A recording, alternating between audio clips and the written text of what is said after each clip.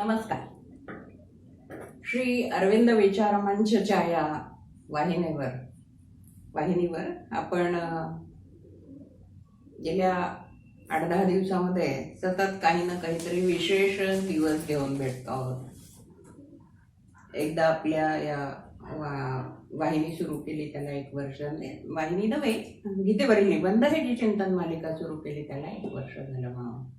मग त्यानंतर 2021 हे वर्ष संपून आपण 22 मध्ये आलो म्हणून विशेष दिवस. मग मकर संक्रमणाचा मध्ये एक विशेष दिवस आला आणि आज पुन्हा एक विशेष दिवस घेऊन आपण येतोय. तो म्हणजे आज आपला या चिंतन मालिकेचा 50वा भाग आहे. एक सुवर्ण क्षण आपण गाठलेला आहे. 50 भागांची ही वाटचाल सातत्यानं करणं, जवळजवळ 100च्या वर व्यक्तींनी सातत्याने हे ऐकणं आणि या सगळ्याला प्रतिसाद देणं, कमेंट्समध्ये आपले जे काही विचार असतील ते कळवणं, हे सगळं सुरू आहे. हा खूप आनंदाचा भाग आहे आणि त्यामुळे मी याला सुवर्ण क्षण असं म्हणाले. गीतेवरील निबंध या श्री अरविंदांच्या पुस्तकावर, त्या ग्रंथावर म्हणूया आपण, जेव्हा आपण बोलायला विचार करायला लागतो तेव्हा एक एक शब्द समजून घ्यायला. जेमतेम 18 भाग संपतात येतात, 18 निबंध संपतात जातोय 50 याच्यामध्ये. सुरुवातीचे काही भाग 2 निबंध 2 भागामध्ये झाले, काही 4 सुद्धा लागले. आता साधारणतः सरासरीने 3 भागामध्ये आपले एक निबंध आपला संपतोय. तसा हा 18वा निबंध आपण संपवत आहोत, ज्याचं शीर्षक दिव्य कर्ता असं आहे. पण आपल्या लक्षात येत आहे की जसं जसं आपण हा भाग पाहतोय तसं तसं त्याच्यामध्ये कर्मयोग स्पष्ट होत चाललेले. दिव्य कर्ता जो आहे तो ईश्वर आहे. आपल्या हातून दिव्य कर्म घडत आहे आणि म्हणून आपण याच जन्मामध्ये, आपल्या याच आयुष्यामध्ये पुन्हा पुन्हा प्रगत असे जन्म घेत चाललेलो आहोत, ज्याच्यामध्ये दिव्य कर्त्याच्या जन्मापर्यंत आपण येऊन पोहोचलेलो आहोत. दिव्य जन्म हे आपण बघितलं याच्या आधी. मागच्या भागामध्ये आपण बघितलं होतं की कर्तेपणाच्या अहंकाराचा त्याग म्हणजे नेमकं काय असतं.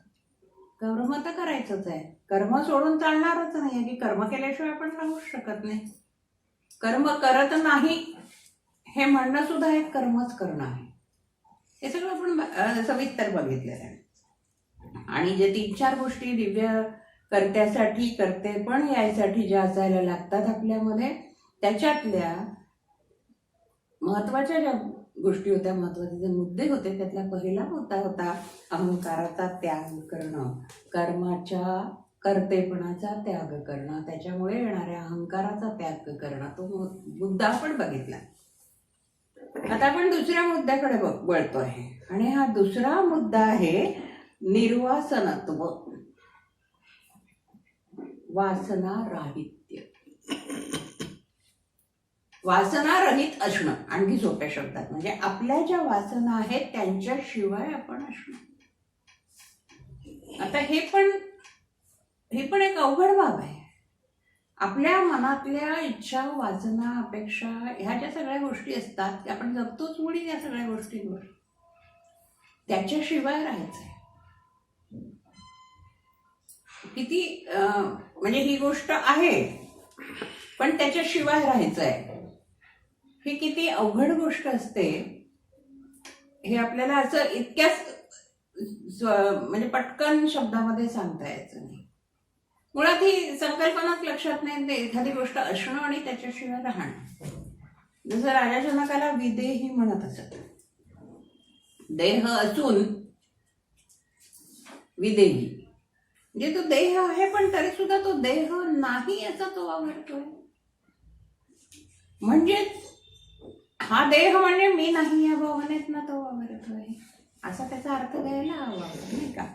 तर हा जो मुद्दा आहे वासना राहित्य, ज्या वेळेला कर्त्याच्या ठिकाणी एखादं कार्य करत असताना त्या कर्तेपणाचा अहंकार नाहीसा होतो, मी करता आहे ही भावना दूर चालली जाते, त्यावेळेला त्याच्यामध्ये वासना राहित्य येतं.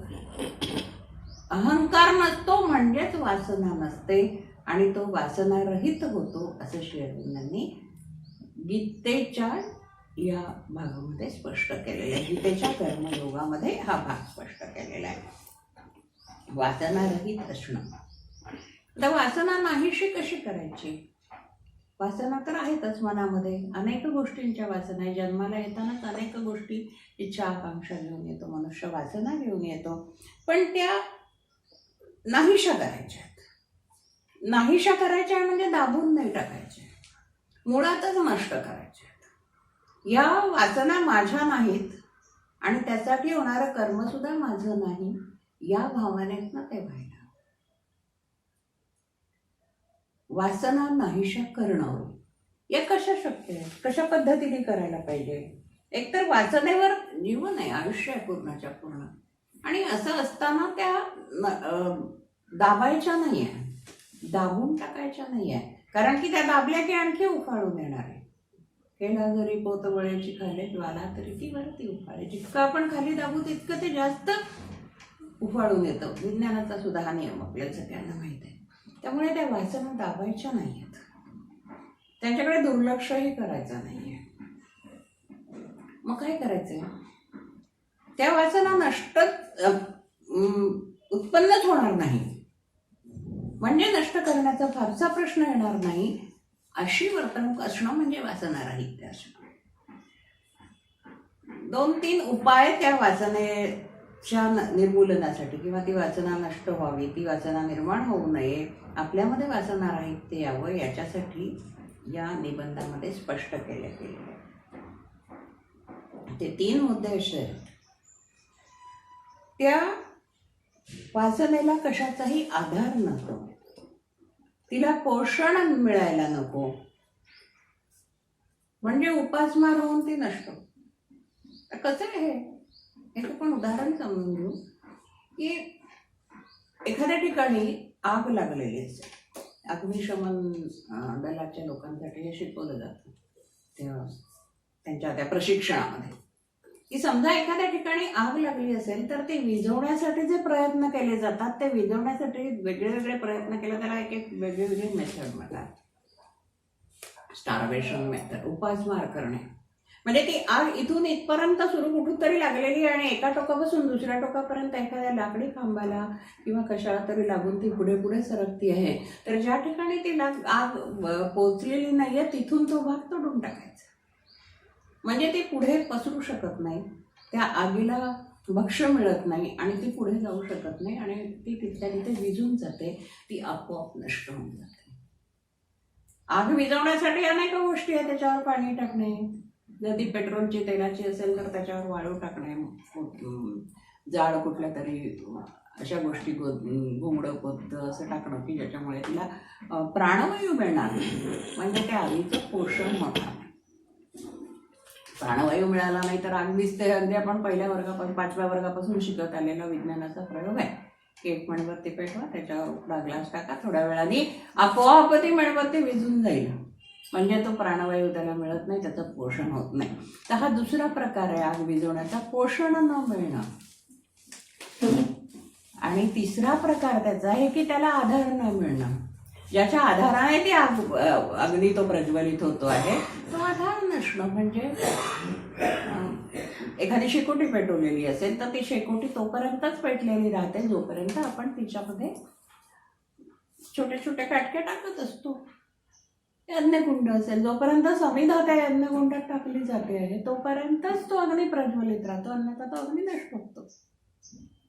वासना हा सुद्धा अग्नी आहे, आपल्या मनातला अग्नी आहे, आणि तो अग्नी आपल्याला त्याचं शमन करायचं, निर्माण होऊ नये त्याच्यासाठी नष्ट करायचं आहे. आणि तो शमन करण्यासाठी जर काही करायचं असेल तर या गोष्टी आहेत. आणि त्याच्यामधल्या या 3 गोष्टी अत्यंत महत्त्वाच्या सांगितल्या आहेत की त्या वासना नष्ट होऊ न देणं. आणि या ज्या 3 गोष्टी जर सातत्याने केल्या गेल्या तर आपोआपच वासनांचा शम होतो. त्या वासना हळूहळू उद्भवतच नाही, त्या इच्छाच नाही शांत. आपल्याला खूपदा असं होतं ना, सुरुवातीला ज्या इच्छा असतात आपल्या साध्या साध्या गोष्टींमधल्या, त्यानंतर पुढे पुढे नष्ट होतात. किती वेळा आपण लहानपणी जे सगळे आंबट चिंबट पदार्थ, चिंचा बोरं आवळे बिवळे भराभरा भरा खात होतो, आता समोर आलं तर ती खायची इच्छा होत नाही. तेव्हा इच्छा आवडत नव्हती, कारण की त्या वासनेचं पोषण होत होतं. आता आपल्याला ती इच्छा होत नाही, कारण की त्याला लागणाऱ्या सगळ्या गोष्टी आपल्या शरीरात स्त्रवत नाही, निर्माण होत नाही, पचवू शकत नाही आपण ते सगळं, म्हणून आपण ती खायची आपल्याला इच्छा होत नाही. अशा ज्या गोष्टी आहेत, छोट्या छोट्या गोष्टी, त्या गोष्टींवरनं आपल्या लक्षात येतं की आपण हे वासना रहित ते कसं आणू शकतो. एकदा कर्तेपणाचा अहंकार दूर आला की हे नाहीये माझं, माझ्यासाठी नाहीये, मला त्याच्यातनं काहीही मिळणार नाहीये, कारण सगळं अशाश्वत आहे, काहीच माझ्यासाठी राहणार नाहीये, आणि माझं करणं हे माझ्याजवळ मला सोपवलेलं काम करणं आहे, कार्य करणं आहे. सुख केव्हा आहे की ते हे कार्य उत्तम केल्याचं जे समाधान मिळेल, ते समाधान हे सुख आहे. हे कार्य मी केलं ह्याचं सुख नाही, मी केलं हा अहंकार. कर्तेपणाचा कार्य एखादं, मी स्वतः एखादी गोष्ट चांगली झाली की ते म्हणतात ना तसं की यशाचे नेतृत्व घ्यायला खूप सगळे तयार असतात, आणि अपयश नेहमी पोरकं असतं. कारण कोणतंही काम चांगलं झालं की हो हो आम्ही केलं हे म्हणायला खूप लोक पुढे येतात, हारतोरे घ्यायला खूप लोक पुढे असतात. एखादं काम बिघडलं तर त्याची जबाबदारी स्वीकारायला मात्र कोणी नसतं. आपण न केलेल्या कामाचं सुद्धा क्रेडिट घ्यायला लोक भराभरा तयार होतात. की ज्याने केलं असेल ती व्यक्ती जर समोर नसेल तर त्या कामाचं क्रेडिट जर कोणी तुम्ही केलं का, हो बिलकुल लागतात केलं, असं तयार असतं. तर हेच होऊ नये. उलट आपण जे काम केलेलं आहे तेच काम आपण केलं आहे म्हणजे काही खूप विशेष केलेलं नाही, आपल्या कर्तव्याच्या, आपल्या त्याचा एक तो भाग आहे जगण्याचा. हा अहंकार हळूहळू सोडत गेलं की आपोआप त्याच्या मागची वासना नष्ट व्हायला लागते. कारण त्याच्यात तर काहीतरी मिळावं ही वासना असते ना. हे अमुक एक काम केलेलं आहे, ते काम करण्यामागे उद्देश असा होता की त्याच्यातनं मला काहीतरी मिळावं, काहीतरी लाभ, निदान शाबासकी तर मिळावी, काही नाही तर कमीत कमी असं तर म्हणावं, वा काय सुरेख काम केलं तुम्ही, ही अपेक्षा असली की ती वासना आली. जेव्हा हे कामच मी एक माझं एक नियमित म्हणजे श्वास घेतो, त्या श्वास घेण्यामध्ये कुठे हो आपली काय अपेक्षा, श्वास घेतो, श्वासोच्छ्वास जो आपण करत असतो, आपल्या शरीराचे बाकीचे सगळे व्यवहार चालू असतात, तशाच सारखं आपलं कर्म चालू असलं पाहिजे. त्याच्यासाठी कुठलाही लाभ हानीचा भाग नको. आणि म्हणून त्याच्यातला तिसरा जो मुद्दा आहे की त्याच्यात लाभ हानीची भावना यायला नको, ती न येणं याच्यासाठी दोन सुरेख शब्द वापरले, आध्यात्मिकता आणि निर्वैयक्तिकता. निर्वैयक्तिकता हा शब्द आपण खूपदा याच्या पूर्वीच्या सुद्धा निबंधांमध्ये वाचलेला आहे की वैयक्तिक अहंकार नसणं, मी हे कार्य केलेलं आहे, याच्या मागे माझी भावना आहे, याच्या मागे ही इच्छा आहे, याच्यातनं हे प्राप्त करायचं आहे, हे सगळ्या ज्या गोष्टी जुळतात ना त्या सगळ्या वैयक्तिक प्राप्त. श्री अरविंदांच्या बाबतीमध्ये असं सांगतात की बडोद्याला जेव्हा ते तिथे महाराजांच्या सेवेत होते, कार्य करत होते, तिथे त्यांना जो काही पगार मिळायचा घरी यायचे आणि ते एका टेबलवर एका ठिकाणी त्याच्यावर तरी ठेवून द्यायचे. ते त्याच्यातनं ते खर्च करत असत सगळेच जण, तिथे राहणारे सगळे वगैरे. कोणीतरी त्यांना म्हटलं की तो हिशोब तुम्ही आता काही हिशोब ठेवता की नाही पैशाचा, असेच काय सगळे ठेवून देता. त्यावर त्यांनी असं म्हटलं होतं की माझा हिशोब तो वरचा बघतोय, मला तो हिशोब ठेवायची काही गरज नाही. हे जे आहे हे मी मिळवलेले पैसे आहे, मग माझे इथे आहे, मग इथे टाकलेले आहे, मग आपण 4 जण राहतोय, मग तुझं कॉन्ट्रीब्युशन त्याच्यामध्ये ठेवलंयस का, हे सगळं व्यवहार्य. आणि हा सगळा कर्तेपणाचा अहंकार आहे. हा सगळं वासनेला चिकटून राहण्याच्या गोष्टी आहेत. या सगळ्या जेव्हा होत नाही, जेव्हा आपण या सगळ्याच्या पलीकडे जातो, तेव्हा आपण निर्वैयक्तिक होतो आणि आध्यात्मिकतेचा विचार त्याच्यामध्ये आपल्यामध्ये येतो. याचं कारण असं की त्यावेळेला आपण आपोआप आपल्या लाभहानीचा विचार सोडून दिलेला असतो. यातून मला काय मिळेल, हे मी कशासाठी करायचं. कोणतंही एखाद्या कामाचं प्रपोजल समोर आलं की हे हे तुम्ही कराल का, तर पहिला विचार जर डोक्यात असेल की याचा मोबदला काय आहे, तर मग ते अगदी सामान्य पातळीवरचं कार्य होतं. ते तुम्ही कितीही उत्तम केलं, काहीही केलं तरी त्याची नोंद होत नाही. काम करायचं आहे, ते आवडलं असेल तर करायचं आहे, माझ्याच्याने होणार असेल तर करायचं आहे, आणि ते करण्यात मला आनंद मिळतोय म्हणून मला करायचं आहे, असं जेव्हा त्या कार्याचं स्वरूप असेल त्यावेळेला ते कार्य उत्तम होतं. अर्थात याचा आपण संबंध आपण रोजच्या जीवनाशी आणि आपल्या चरितार्थाच्या गोष्टींशी लावू शकत नाही. की नोकरीला गेलोय आणि नंतर त्यांनी सांगितलं की तुम्ही छान काम केलं हो, महिनाभर फार उत्तम केलं, पण आता काही तुम्हाला पगार मिळणार नाही. तर हे असं नाही चालणार आपल्याला. याचं कारण असं की आपलं चरितार्थ त्याच्यावर चाललेला असतो. तर या गोष्टी ज्या आपण ह्या सध्या बोलतो आहे, या गीतेवरच्या निबंधाच्या संदर्भात बोलतो आहे, ह्या सगळ्या आपल्या चरितार्थाशी असलेल्या गोष्टींशी निगडीत करायच्या नाही. कारण की तेही एक कर्तव्यच आहे आपलं. आपलं घराचं पालन पोषण करणं, आपल्या मुलांसाठी काही करणं, हे सगळं जे कर्तव्य आहे ते कर्तव्य आपल्याला करायचंच आहे. फक्त ते अनासक्त राहून करायचं. आणि ते अनासक्त होण्यासाठी ही जी भूमिका आहे, ही भूमिका आपण तयार करतोय.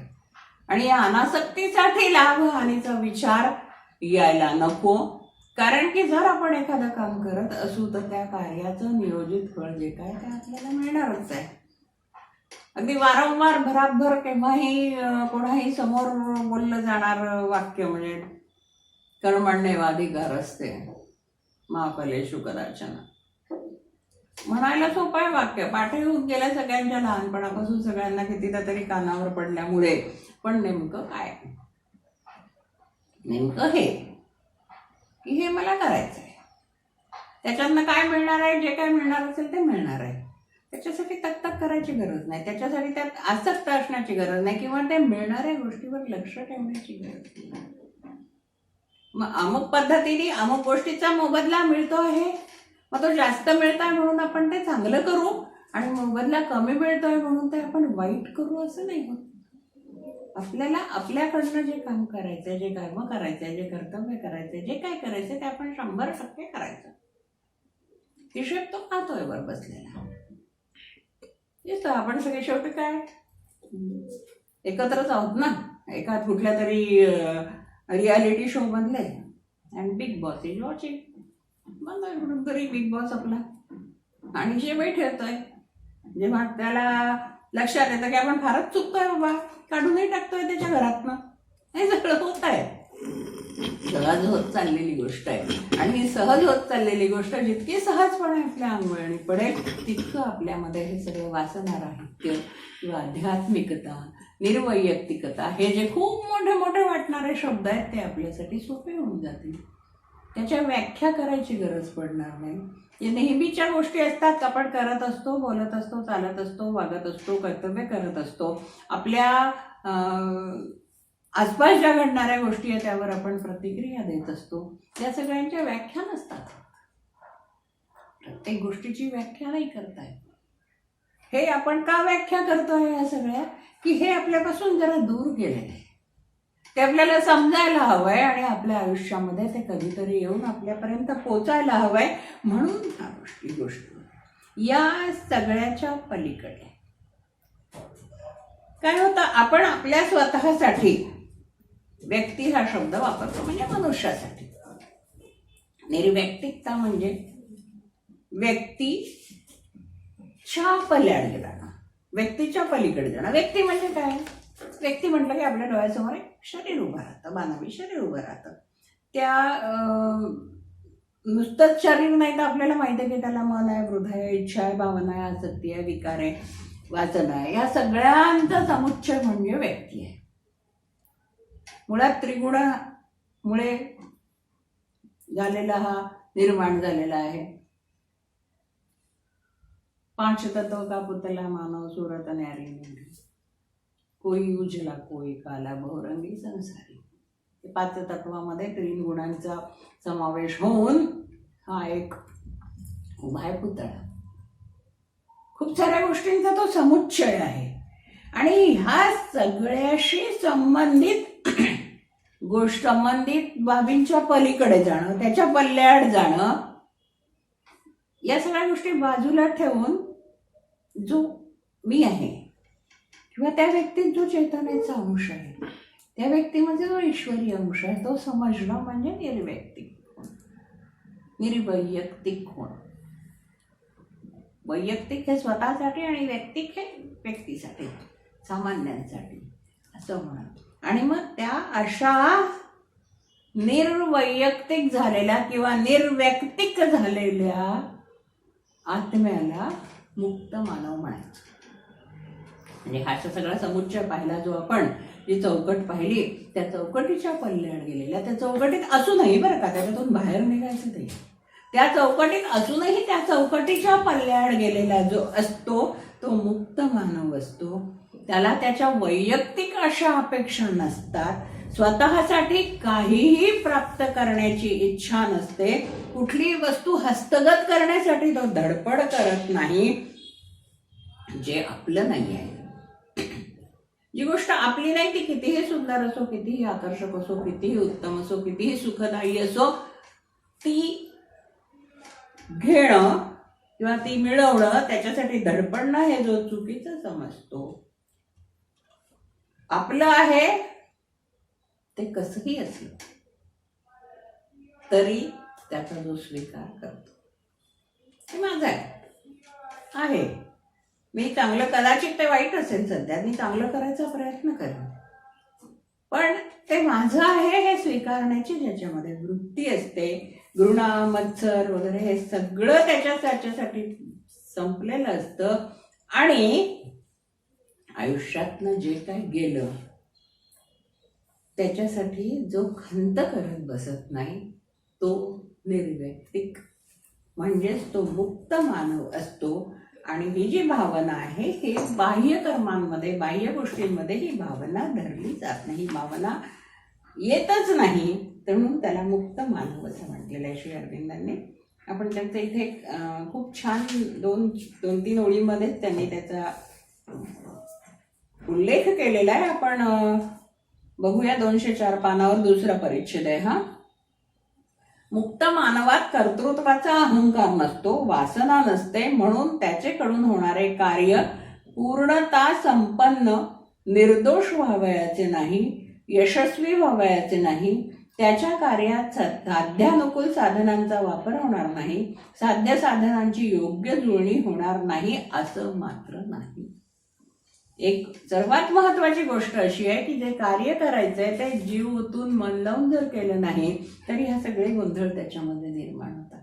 मुक्त मानवात कर्तृत्वाचा अहंकार नसतो, वासनाही नसते, परंतु म्हणून त्याच्यामध्ये हे सगळे जर ते सर्वसामान्य व्यवहारामध्ये होणारे जे छोटे छोटे घोटाळे आहेत ते होणारच नाही असं नाही.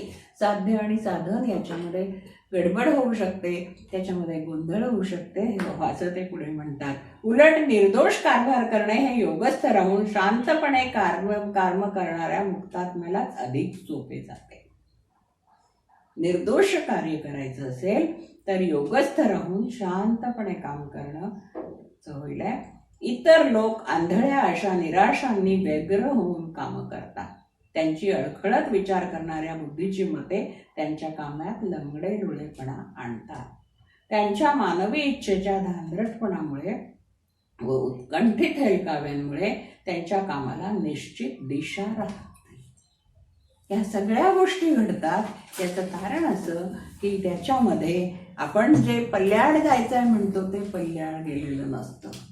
वासना, विकार, इच्छा, भावना या सगळ्या गोष्टींची कुठेतरी सरमिसळ झालेली असते, अस्पष्टपणे होते, अंधुकपणे होते, ती सरमिसळ होते. ती कशी होते आपल्यालाही कळत नाही. म्हणजे एखाद्या गोष्टीचा त्याग करायचा, एखाद्या भावनेचा त्याग करायचा, अहंकाराचा त्याग करायचा. उदाहरणार्थ की मला कशाचाही अभिमान नाही, मग मला कशाचाही अभिमान नाही ही भावनाच मनुष्य आपल्या मनामध्ये इतकी अभिमानाने जोपासतो की मला कशाचाच अभिमान नाही हे खूप अभिमानाने सांगत असतो. एका हिंदीच्या एका हिंदी कवितेत मला एक छान ओळ गवतली होती. त्याच्या मागच्या पुढच्या ओळी आठवत नाहीयेत, पण ती ओळ या क्षणी मला आठवली.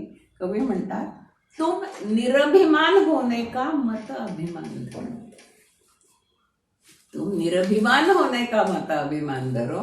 मी निरभिमानी आहे, मला अभिमान नाहीये किंवा मला अहंकार नाहीये. मला अहंकार नाही या भावनेचाच अहंकार लागला. म्हणून म्हटलं की या सगळ्या सीमारेषा अस्पष्ट आहेत, पुसट आहेत. बाह्य कर्मामध्ये, बाह्य जे आपण कर्म करत असतो त्या कर्मामध्ये, त्या गोष्टींमध्ये कुठलीही चूक, कुठलंही पातक नाही आहे. ज्याला आपण साध्या भाषेत पाप म्हणतो ते बाह्य कर्मांमध्ये नसतं. जे काम आपण करतोय त्याच्यामध्ये नसतं. ते पातक जे असतं ते कर्माच्या मागे जी भावना असते, वैयक्तिक मन असतं, हृदय असतं, त्यांची जी अपवित्र प्रतिक्रिया असते त्याच्यात पातक असतं. म्हणून म्हणतो ना, माणसाच्या मनात पाप आहे, त्याच्या कृतीच नाही आहे. त्याच्या मनात आहे म्हणून ते कृतीत उतरले.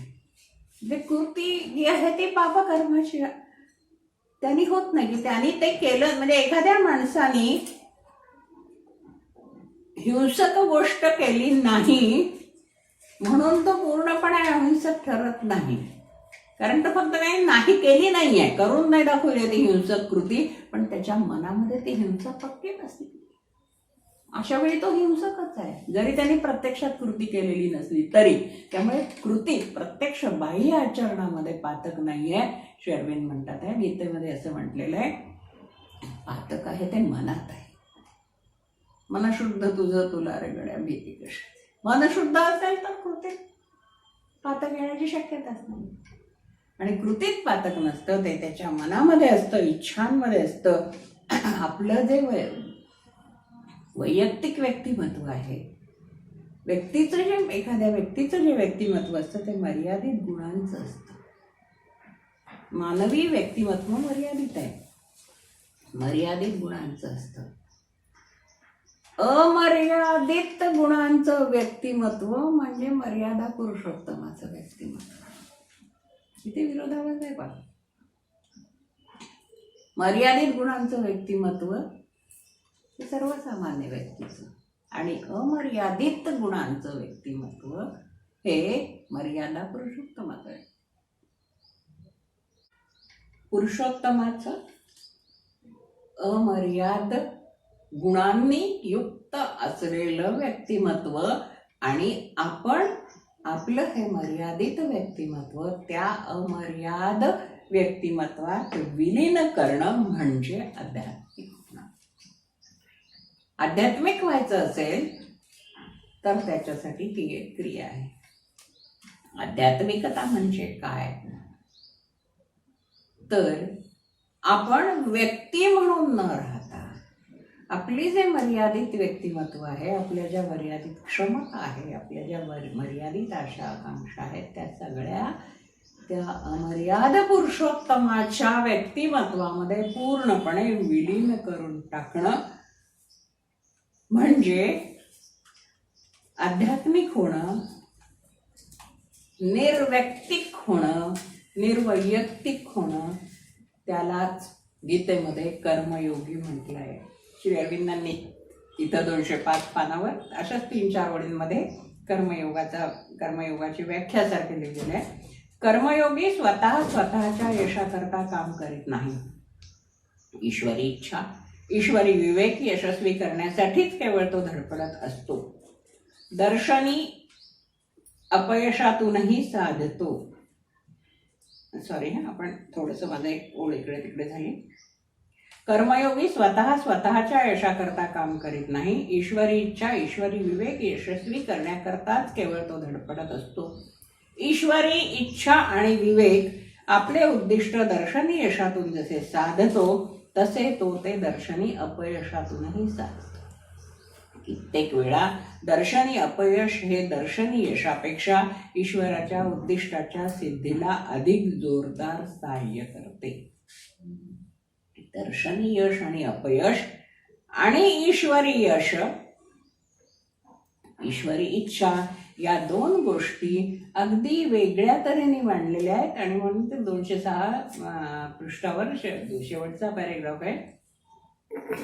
कर्म अकर्मज्ञान आणि निर्वाचनता आणि निर्वैयक्तिकता अंगी बांधली की त्यातून आत्म्याची व प्रकृतीची पूर्ण समता निष्पन्न होते. दिव्य कर्ता ओळखण्याची चौथी निशाणी ही समता होय. अशा कर्त्याला द्वंद्वातीत असे गीतेत म्हटले आहे. द्वंद्वातीत. आपल्या आयुष्यात खूप द्वंद्व आहेत, अनेक द्वंद्व आहेत. कोणती द्वंद्व आहेत आपल्या आयुष्यामध्ये? सतत चालू असणारी जी द्वंद्व आहेत, ज्ञान अज्ञान, जड चेतन, कर्म अकर्म, पाप पुण्य, भेदाभेद, चांगलं वाईट, ही सगळी द्वंद्व सतत आपल्या भोवती फिरत असतात. आपल्याला मिळालेलं हे खरंच ज्ञान आहे का की हे अज्ञान आहे हेही आपल्याला कळत नाही. कर्म काय कर्म काय मागच्या भागामध्ये आपण बघितलं. पाप कशाला म्हणायचं, पुण्य कशाला म्हणायचं, भेदाभेद काय आहेत, संवादित्व काय, विसंवाद काय, या सगळ्या अनेक जोड्या आपण शोधून काढू शकतो. आपण विचार करा, या अशा इतक्या जोड्या आपल्याला सापडतील की त्या जोड्यांच्या द्वंद्वामध्ये आपण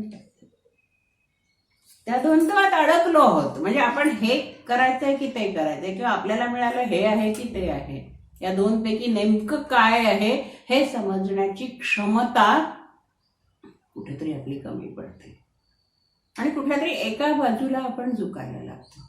तसं न होता ह्या द्वंद्वाच्या कडे हे येऊच नाही द्यायचं ना.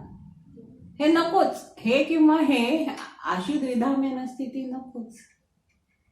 याच्या पल्ल्याआड असणं म्हणजे एखादी गोष्ट आहे एवढंच मान्य करायचं, चांगली आहे की वाईट आहे ठरवण्याचं आपल्याला त्याची गरजच नाही. त्या वादात पडण्याचीही गरज नाही. हे जेव्हा घडतं, द्वंद्वातीत आपण जेव्हा होतो, तेव्हा या कर्मयोगी होण्याच्या दिशेने आपली वाटचाल सुरू होते. आणि ती जी वाटचाल सुरू होते ती वाटचाल मग आपल्याला मुक्त आत्मा या ध्येयापर्यंत नेऊन पोहोचवते, या सगळ्याच्या पलीकडे. आणि जेव्हा आपण मुक्त आत्मा असतो तेव्हा आपण दिव्य करता असतो. होणाऱ्या सगळ्या कार्याची व्यवस्थित जुळणी, आखणी, योजना, हे सगळं ईश्वरीय असतं हे आपल्या लक्षात येतं. आणि ह्या ईश्वरीय कार्याच्या बरोबरीने आपण आपलं कर्तव्य करत असतो. हे सगळं आपल्या नकळत होतं. हे आपल्याला वाचायला, ऐकायला किंवा त्याच्यावर विचार करताना हे जरा असं अवघड वाटतंय. पण जेव्हा आपल्या मनात ते रुजेल, आपल्या मनाला ते पूर्ण लक्षात येईल की हो हे सगळं आपल्या ह्याच्याप्रमाणे झालेलं आहे, तर आपोआप ते सगळं पूर्णपणे आपल्या रक्तात भिनेल असं म्हणूया आपण आजच्या शब्दामध्ये. म्हणजे आणि मग आपण सहजपणे त्या सगळ्या गोष्टींच्या कर्मामागे जाऊ शकतो. मुक्त आत्मा होतो म्हणजे काय की आपण ज्या कर्मात अडकलेलो आहे, ज्या गोष्टीसाठी अडकलो आहे, ज्या व्यावहारिक चौकटीमध्ये बद्ध झालेलो आहे, त्या चौकटीतनं आपण मोकळं होतो.